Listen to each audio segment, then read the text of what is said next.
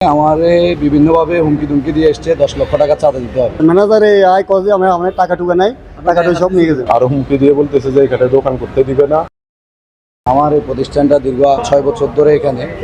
এখন গতকালকে রাত্রে আমার এখানে যে দুর্ঘটনা ঘটেছে, গত কিছুদিন আগে থেকে আমারে বিভিন্নভাবে হুমকি দুমকি দিয়ে এসছে 10 লক্ষ টাকা চাঁদা দিতে হবে।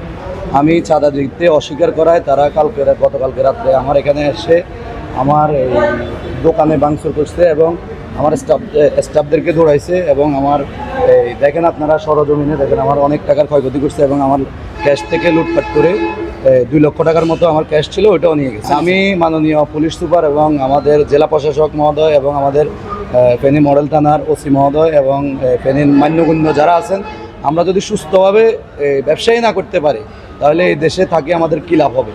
আমরা ব্যবসায়ী, আমরা যদি ব্যবসা না করতে পারি, এভাবে দুষ্কৃতী মহল একবার এক রূপ ধরে আসবে, আমাদের কাছে চাঁদা দাবি করবে।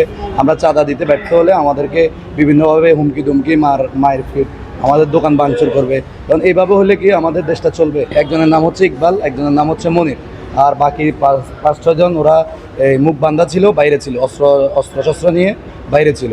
আর যারা এখানে ছিল তারা এখানে তাদের হাতে অস্ত্রশস্ত্র। তারপরে এখন দেখেন আনুভাই সব চলা লাইছে, এটা সব ভাঙ্গি, স্যাঁত টেবিল এটা ভাঙ্গি, এটা লাঠি মারি, এটা সব চলা লাইছে। চলাইয়ের পরে এবার আমরা সব বাইরে গেছি কই, আমরা সব বাইরে গেছি। এবার আমরা ক্যাশে, এবার আমরা ক্যাশ কী অবস্থা আছে, কিনা ম্যানেজার ছিল নতুন, এবার ম্যানেজারে আয় কজে আমার টাকা টুকা নাই, টাকাটা সব নিয়ে গেছে। রাত্রে অস্ত্র নিয়ে বাইরে কিছু লোক ছিল, 2 জন লোক ভিতরে ঢুকি আমাদের সিলিং, তারপরে চেয়ার টেবিল, তারপরে যে আমাদের ওই যে গ্লাস, তারপরে আমাদের ওইখানে হুমকি দামকি দিয়ে আমাদের ক্যাশ থেকে 2 লক্ষ টাকা নিয়ে গেছে। তারপর আমাদেরকে বলতেছে যে আরো হুমকি দিয়ে বলতেছে যে এখানে দোকান করতে দিবে না, আরো বিভিন্ন কথা বলে আমাদেরকে আজকেও হুমকি দিয়ে গেছে যে আমাদেরকে এখানে দোকান টোটালি করতে দিবে না।